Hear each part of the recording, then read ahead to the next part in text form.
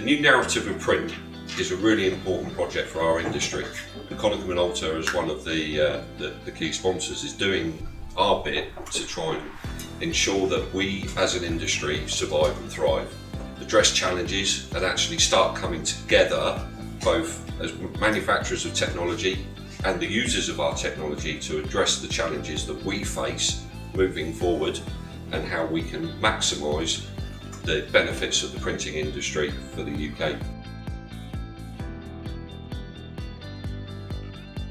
We set out on a journey where we felt we needed to found a research project that actually fundamentally got to the grips with what does the outside world think of our industry, its products and services. Now, what Medano can do is use data science and analytics. So they have an artificial intelligence engine, and if you put in the range of metrics you want, you can go out and get huge amounts of rich data by looking at any single digital footprint that currently exists. So what they were able to do was, across the whole of the UK, boil down millions and millions of data points down to 12,000, which fitted our metrics and our questions. And from that, they were able to build a really clear picture for us and say, this is the actual perception of your industry from the outside in. They can also use that technology to tell us not just what people think, but who is driving that perception, both positive and negative. So we decided to focus on the 50 most influential people in the UK who are shaping perceptions about our industry. We're then able to go out and actually advocate to them one-on-one, engage with them personally, and bring them on side about our industry. It's absolutely concrete fact now. Print is the most trusted form of communication in the UK. 2, overwhelmingly, it creates the best emotional and positive reaction to any form of communication. Print has the best ability to evoke an emotional reaction, and that's quite clear as to why that is. It's physical.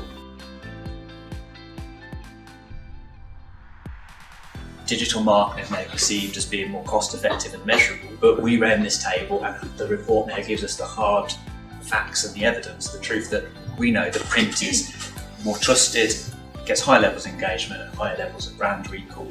And that strikes me as a huge opportunity that you can reach into.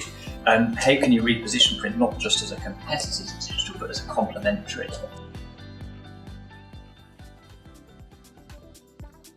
One interesting trend was the whole thing about vinyl records. But somehow young people switched on to the idea of buying vinyl because they're buying artwork. No, they might not use that, but they see something possessional in that. And nobody's really encouraged that trend, particularly corporately. It just happens. You can have thousands of books on your Kindle or something, but the people that are actually buying physical books, they want it to look pretty on their bookshelves, and they are putting artwork on the spines, edges of the pages, and then turning them around on their bookshelves and creating artscapes on their walls of the series of these books. Oh, wow. And there is a permanence there.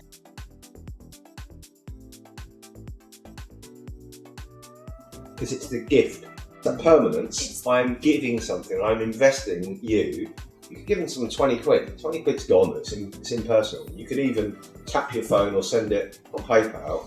It's transient, but I love the word permanence because that book, when you physically hand it over, it is transferring of knowledge. What we realised in this is we made the print made this campaign. So across numerous, print made this emotion, print made this smile. And if you go onto our website, ipia.org.uk/NN, and in the white paper it's explained as well, it's across a whole different range of areas. What we're trying to do is just create that link between helping people understand that when they get their new Apple iPhone and they have this wonderful experience when they're taking that box apart, they're feeling this great emotion and this joy. It's print that made that happen.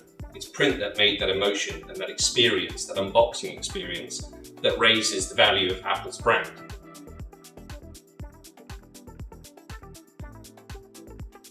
It's a value add piece as well. So I think we can all put the print business can put ink on paper for sure, and we can fold bits of paper, we can put them in envelopes. That's a given.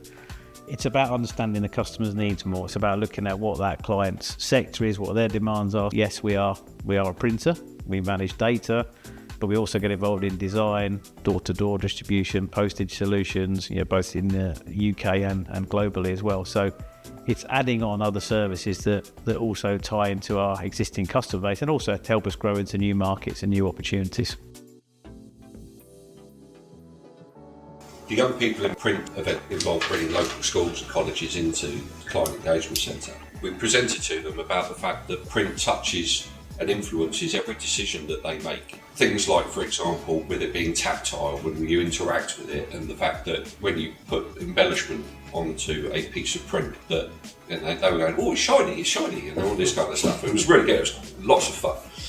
But what they were actually doing was reinforcing the fact that, well, if it's shiny, it's printed, we trust it. The teachers were saying, yeah, we're with that as well. And they could actually see the benefit of print. And by the time they'd finished, print had gone from being just something that they had to pick up a book at school to something that they wanted to engage with and be interested in a career in the industry moving forward. A huge social media trend is, as I said earlier, the unboxing experience. You have Gen Z influencers who make a lot of their own money through taking brands' products and doing an unboxing video on social media. But with all of the different samples that we looked at, and that was a key spike point for Madano and the data, was the usage of this. Not once is there any reference to the fact that it's the print that's doing that entire hard work. Now that might seem like an incredibly negative challenge, but it's actually a positive, huge opportunity, because a lot of Generation Z can come to print for the first time. They don't have any preconceived negative conceptions that are going to be difficult to change. That's part of this progress, bringing young people to print for the first time. But we also need to increase the visibility of the sector to young people when they leave school and university. I was chatting to Beth about this, despite the fact that print is ubiquitous everywhere, it's almost invisible to people in terms of a career when they leave school or university. We need to do more to drive that idea that print is technology driven, exciting, it's innovative, so it actually captures people's attention when they're coming to look at their career.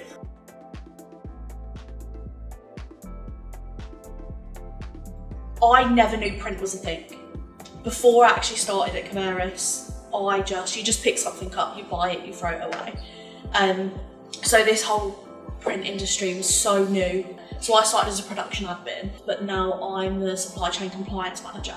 So I do a lot of different things with my role, a lot of kind of like sustainability, which as a younger person, I'm almost in that cusp of the age group where you got letters when you were younger, but also for me, I get all of my news off TikTok.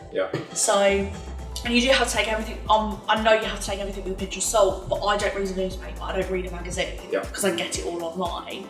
And it's that realisation that things are coming, it's almost flipping the other way now, where with the whole vinyl thing, you are flipping it completely round. Gone back to Instagram, and number one, a lot of it's AI generated now, absolutely. And all of it is about, it's an end goal. It's, I want to be that person. I want that house, I want that car, I want these holidays. So it's understanding why are people going on there in the first place. It's not to buy a print, it's not to buy a product. It's how do I get that? How do I get to that stage? And then you start to understand it a lot more.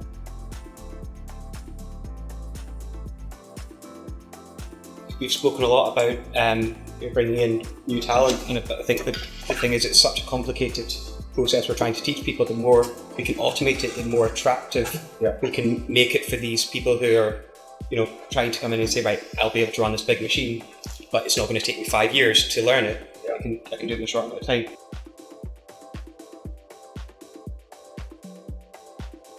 We invest a lot of time and money in these people who want them to be successful, because we have a business to run. We have productivity. It's like a Camaris, you need to get stuff out fast. It's all about speed, it's all about performance, but you need to invest, but you want to make sure that investment is solid. But I think if you want to make apprenticeships really successful, there has to be also more of a benefit for the employer.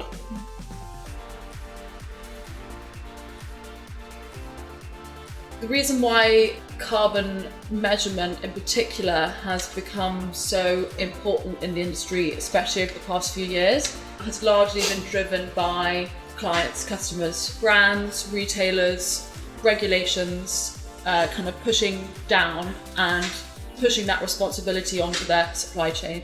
But actually, some of the most exciting people that we work with are from that supply chain, kind of doing things they can because they care about it and they want to show that they're going to go above and beyond because sustainability is something that actually resonates with them.